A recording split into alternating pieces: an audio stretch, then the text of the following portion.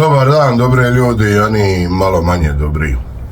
Evo nas brzinski u najavi utakmice Lokomotiva Hajduk koja se igra danas u Maksimiru.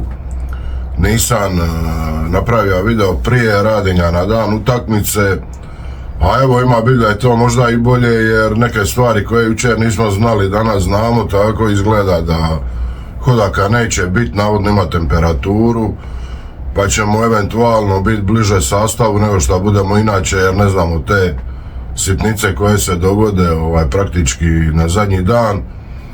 Ajmo krenit, vidiš šta mislimo od svega da će biti, pa ćemo na kraju malo neki zaključak, ajmo vidiš šta bi moglo biti po linijama. Vidjeli smo jučer konferenciju za novinare našeg trenera, bio je puno znakovit u onome šta nije reka i onome šta je reka, tako da se očekuje po meni veliki broj izmjena, velike rotacije u samoj ekipi.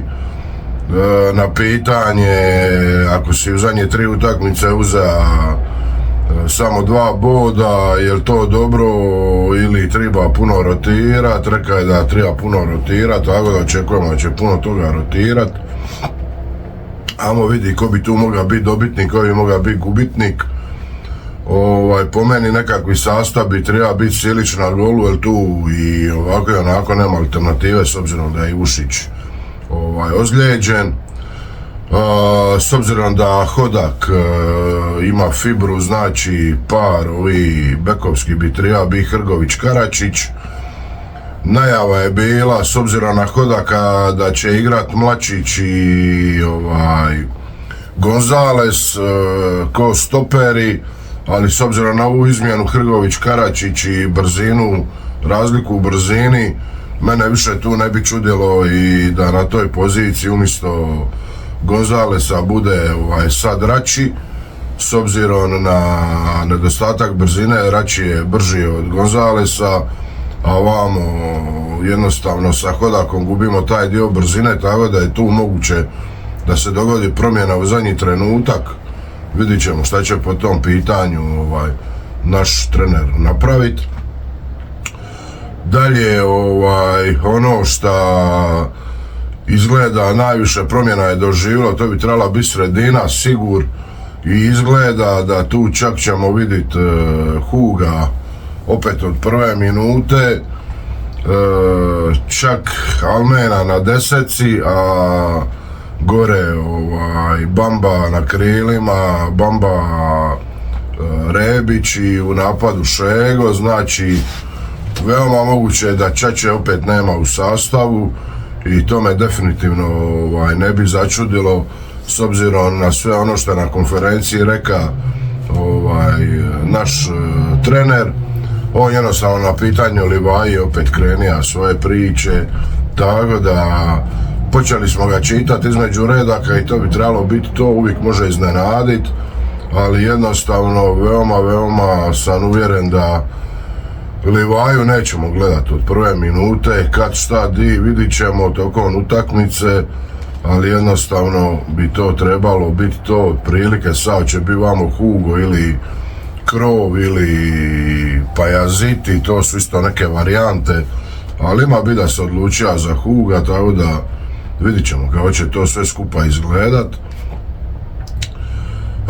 Lokomotiva, ko Lokomotiva, i govorio sam, svi se bojimo te Lokomotive u smislu imaju brzace. Maksimir je širok, dug, tako da imaju i prostora. Zadnjih utakmica, ovo što sam ih gleda, krenu dobro, zabiju gol, budu prvo poluvrijeme puno bolji, onda počnu padat, izgube utakmice. Ne znam, zadnjih 7 utakmica imaju 6 poraza i 1 neriješeni. Zadnje 2 utakmice, ja mislim da su izgubili u preokretu, da su vodili i na kraju izgubili. Tako da jednostavno utakmica je 90 minuta i treba odraditi svih 90 minuta, treba istisniti. Jednostavno bit će jedna veoma zanimljiva utakmica, pogotovo kad vidimo sastave i kad vidimo koliko rotacija planira naš trener. Tako da nemamo šta puno razmišlja, nego za koju uru sisti i odgleda to sve što će se događati. Ja sam normalno uvijek vječni optimist, nadam se pobjedi bez obzira na sve rotacije, izostanke. Vidjeli smo da je Šarlija isto out, da oni izlazak protiv Dinama nije bio planski, nego je jednostavno bio trener primoran ga promijeniti. Kako sam rekao tamo da se uvati, a za prepon nema biti da je doktor ili pubična kost ili šta god u tom smjeru, ali nešto vezano za preponu desnu.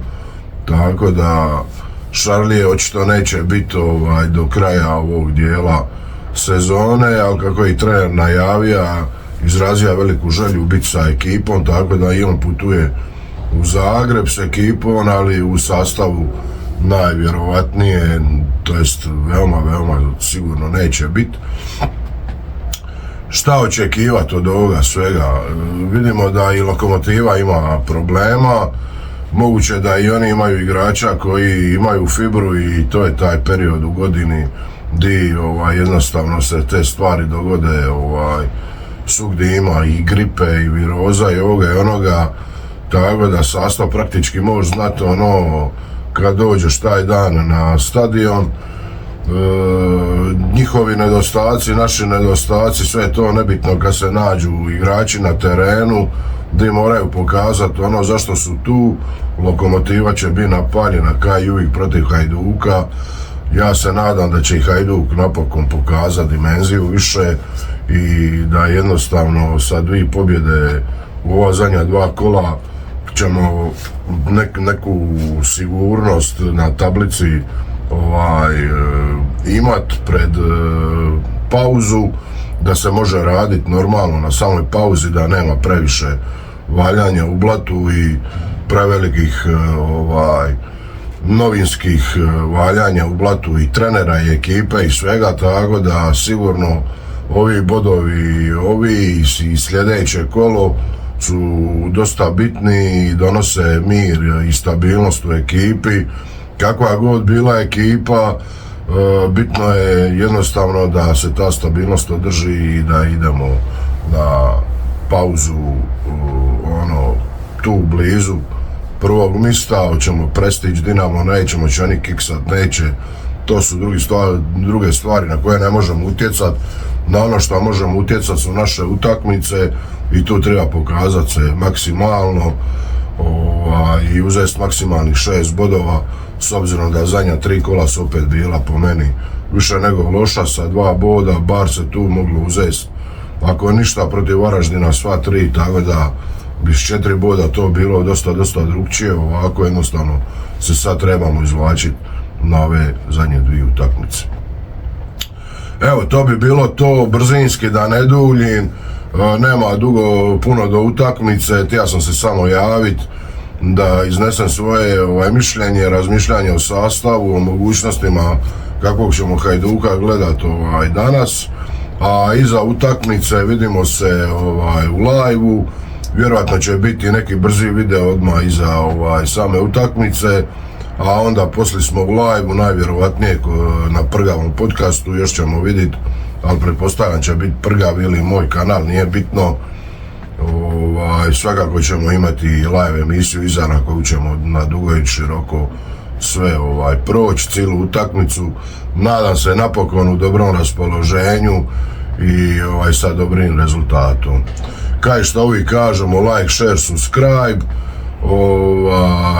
i to je to, ljudi moji. Idemo dalje, idemo gurat.